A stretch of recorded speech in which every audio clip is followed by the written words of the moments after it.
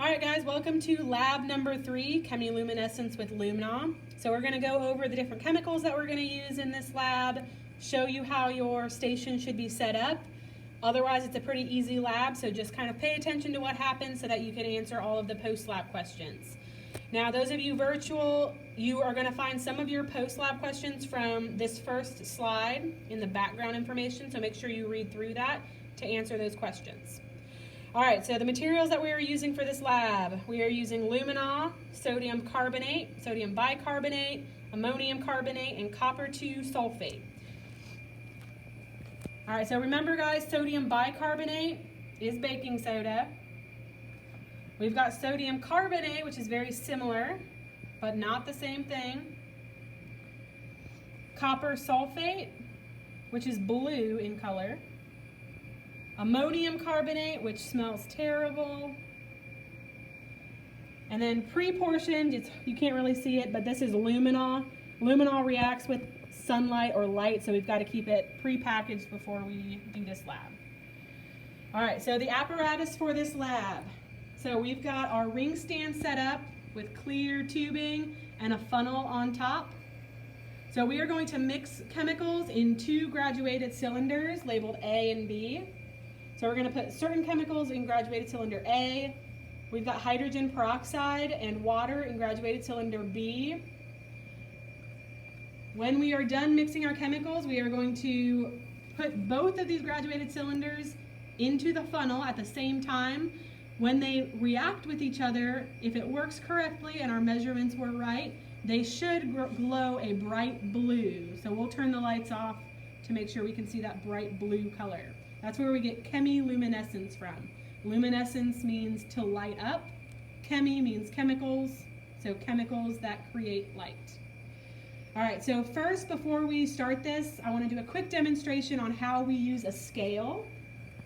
So Mrs. Blankenship is going to come over here and show us how we use a scale to measure something out. So we use a weigh boat, and we set that on top of the lab, and as you notice, it's going to show the mass of the weigh boat. We don't want that because that will interrupt our mass we're trying to get. So I'm going to hit the on to zero it out, and then we would measure out our substance on the balance. So guys, always make sure you hit that 0 button. Sometimes it's called a tare button, T-A-R-E. Always make sure you hit that after you put the boat on so that it says 0. That way the chemical that you measure is the actual mass. All right. So now Ms. Blankenship and Ms. Judy are going to mix our chemicals into our graduated cylinder A. So we've got the baking soda going in, our sodium bicarbonate, our ammonium carbonate going in, our sodium carbonate going in. These we have all measured ahead of time. It's our copper 2 sulfate, which is our blue color. And last, our luminol. So luminol is a yellow powder. So all of this goes into graduated cylinder A, and then we're going to top it off to 100 milliliters with water. So we're going to use one of our deionized water squirt bottles to fill it up to 100. Remember, when you're filling up a graduated cylinder, you always want the meniscus or the bottom of that line to be right on 100. Very good. All right, they're now putting some parafilm over the top. So parafilm is pretty much like saran wrap, but for chemistry. So we just want to create a seal so that when we turn this upside down or invert it, we can mix the chemicals thoroughly before we have this reaction take place. So this is graduated cylinder A. We already have graduated cylinder B complete over here. So graduated cylinder B has 5 milliliters of hydrogen peroxide and then 95 milliliters of water, deionized water.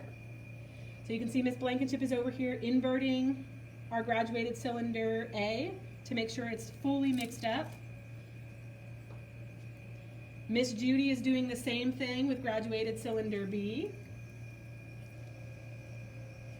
So inverting it just to make sure it's nice and evenly mixed. So we are going to turn out the lights And then Miss Blankenship and Miss Judy are at the same time going to pour graduated cylinders A and B into our funnel. And if it worked correctly, we should get a nice bright blue light.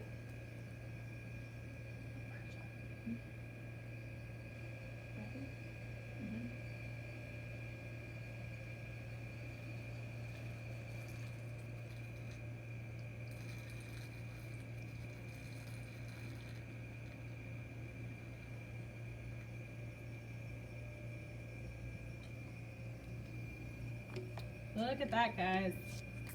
Our own homemade glow stick. Very cool. So this seemed to work very, very good. We'll see there's a little bit of liquid left in the tubing, which is okay. There we go.